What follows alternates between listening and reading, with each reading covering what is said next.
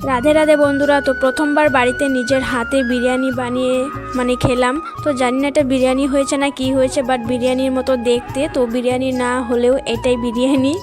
দেখো, বিরিয়ানি বানানোর জন্য সব কিছু রেডি করে নিয়েছি, আর এখানে মাংসটাও আমি ভালো করে ধুয়ে নিয়েছি। তো প্রথমত বিরিয়ানির চালটা ভালো করে ধুয়ে আধ ঘন্টার জন্য ভিজিয়ে রেখে দিয়েছি। বিরিয়ানির চাল নাকি আধ ঘন্টা ভিজিয়ে রাখতে হয়, তাহলে বিরিয়ানিটা অনেকটা সুন্দর হয়।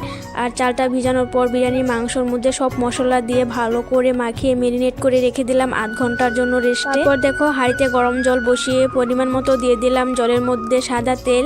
আর সাদা তেল দেওয়ার পর দিয়েছি 2টো তেজপাতা, আর দিয়েছি 2টো এলাচ, আর দিয়েছি দারচিনি, লং, আর দিয়েছি স্বাদ মতো নুন। সব কিছু দেওয়ার পর একটু নাড়িয়ে চাড়িয়ে নিলাম, আর শেষে দিয়ে দিলাম একটু লেবুর রসটা দিলে নাকি একটু বেশি টেস্ট হয়। জানি না, প্রথমবার বানাচ্ছি লোকের রেসিপি দেখে দেখে। তার লেবুর রস দেওয়ার পর জলটা ফুটে যাওয়ার পর দিয়ে দিলাম চাল। আর এই বিরিয়ানির চালটা নাকি বেশি সিদ্ধ হতে দেওয়া যায় না, একটু একটু শক্ত থাকতে নামিয়ে নিতে হয়। তো অনেকটাই ভয় লাগছিল আমার তো প্রচুর ভয় করছিল, কারণ ভাবছিলাম যে বিরিয়ানির বদলে আবার খিচুড়ি না হয়ে যায়।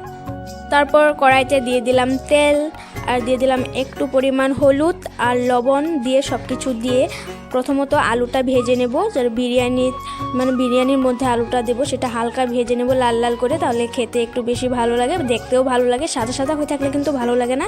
তো নাড়িয়ে চাড়িয়ে আমি আলুটা ভালো করে ভেজে নিচ্ছি। বন্ধুরা, তোমরা কে কোথা থেকে আমার ভিডিও দেখছো অবশ্যই, আর হ্যাঁ, তোমরা কে কে বিরিয়ানি ভালো করে বানাতে পারো একটু কমেন্টে জানিয়ে যাবে।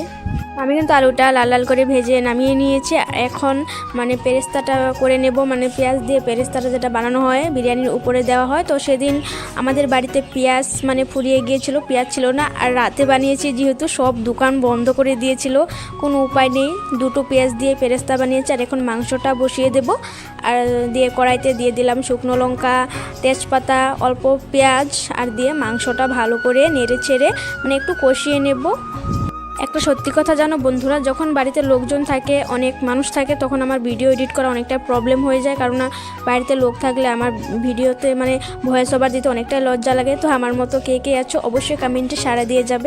আর আমি কিন্তু সব মাংসই রান্না করতে পারি। আর দেখো, তোমাদের সাথে বকবক করতে করতে আমার এখানে মাংস কষানো হয়ে গিয়েছে, আর একটু পরিমাণ জল দিয়ে দিলাম।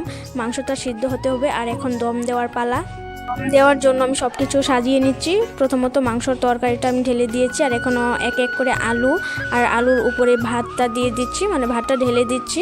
আর এত ধোঁয়া বেরোচ্ছে, কি বলবো, আমার ক্যামেরা অফ হয়ে যাচ্ছে।